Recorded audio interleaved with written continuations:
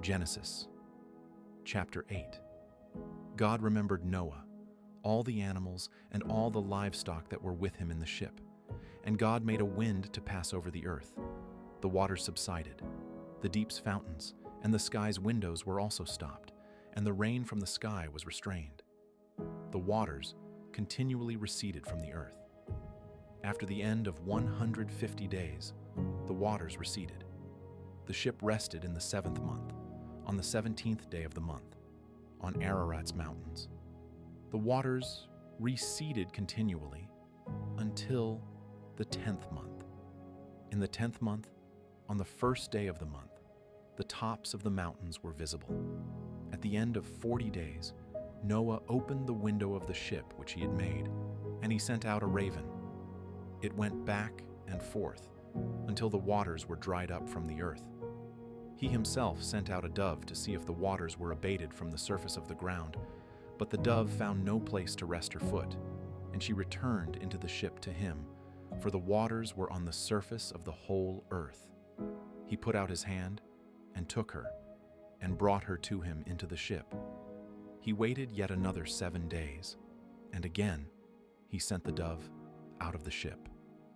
The dove came back to him at evening, and behold, in her mouth was a freshly plucked olive leaf. So Noah knew that the waters were abated from the earth.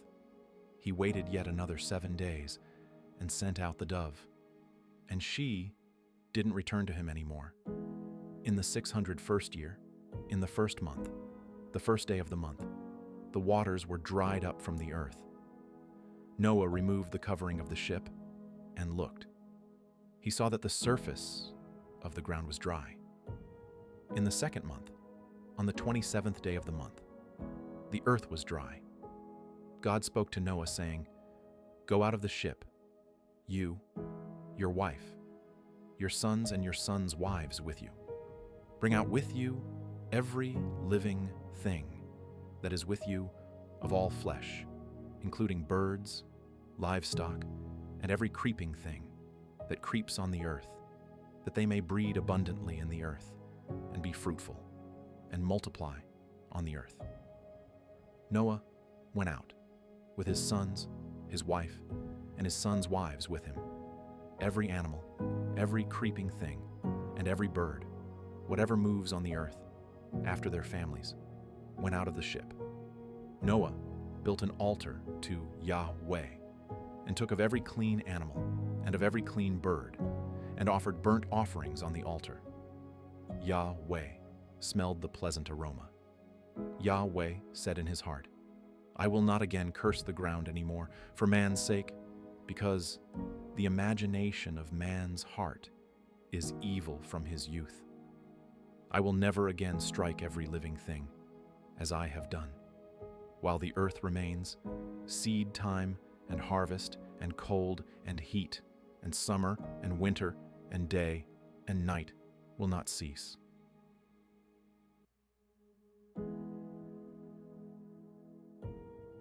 Genesis, chapter 9.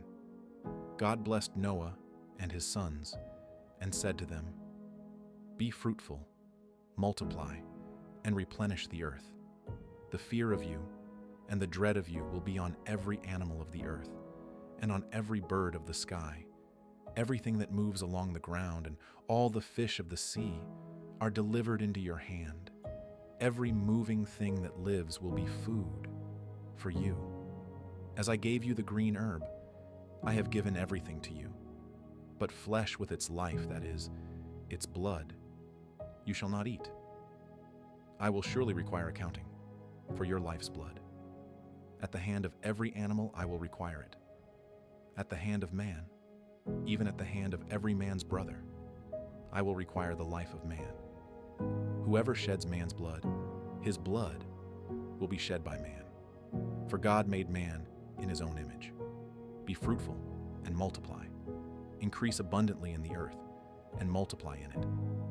God spoke to Noah and to his sons with him, saying, "As for me, behold, I establish my covenant with you, and with your offspring after you, and with every living creature that is with you, the birds, the livestock, and every animal of the earth with you, of all that go out of the ship, even every animal of the earth. I will establish my covenant with you. All flesh will not be cut off any more by the waters of the flood. There will never again be a flood to destroy the earth.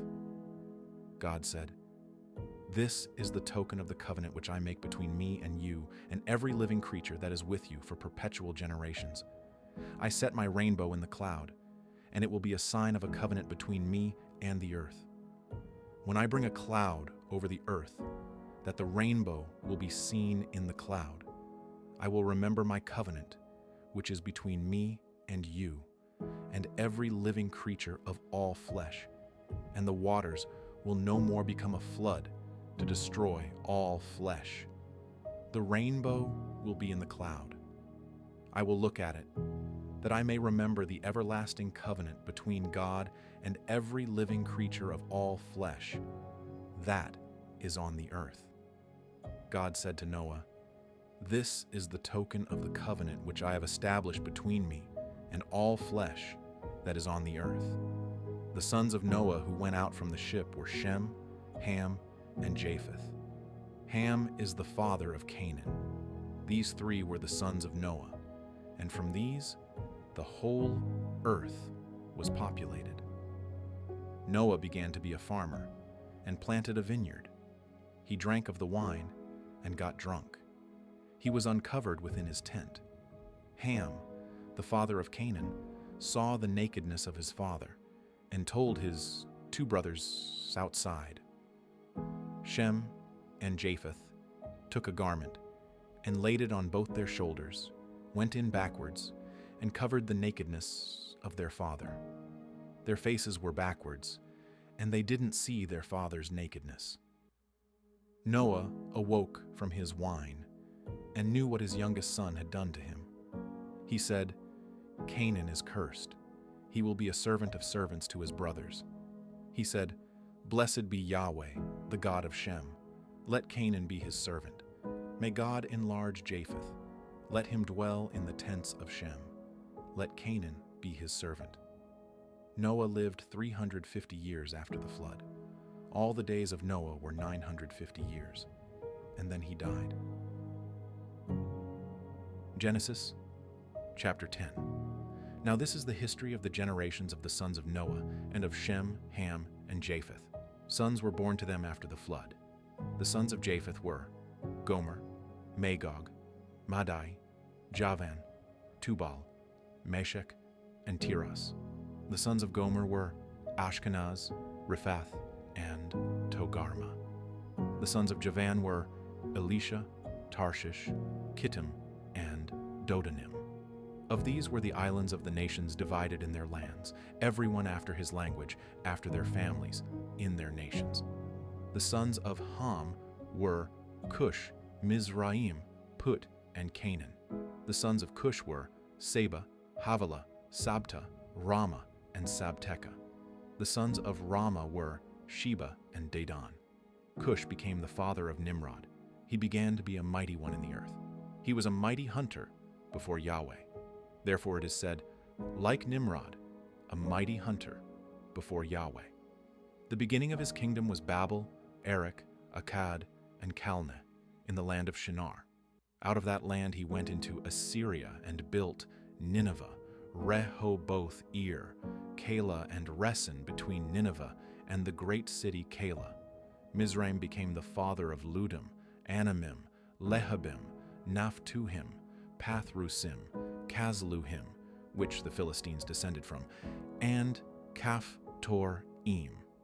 Canaan became the father of Sidon, his firstborn, Heth, the Jebusites, the Amorites, the Girgashites, the Hivites, the Archites, the Sinites, the Arvadites, the Zemarites, and the Hamathites. Afterward, the families of the Canaanites were spread abroad.